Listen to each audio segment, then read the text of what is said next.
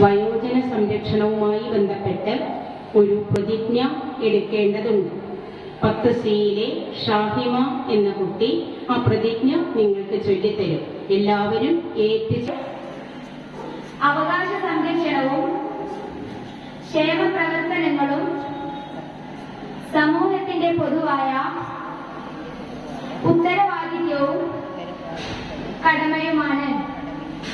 അവരുടെ മാനസികവും ശാരീരികവുമായ ആരോഗ്യം, സാമ്പത്തിക ഭദ്രത എന്നിവയ്ക്ക് പ്രത്യേകം പരിഗണന നൽകിക്കൊണ്ട് സമൂഹത്തിൽ അന്തസ്, അഭിമാനം എന്നിവ ഉയർത്തിപ്പിടിച്ച് ജീവിക്കുന്നതിനുള്ള സാഹചര്യം ഒരുക്കുന്നതിൽ പുതുതലമുറയ്ക്ക് ക്രിയാത്മകമായ പങ്കുവഹിക്കാനുണ്ടെന്ന് ഞാൻ തിരിച്ചറിയുന്നു. എന്റെ കുടുംബത്തിലും പൊതുസമൂഹത്തിലുമുള്ള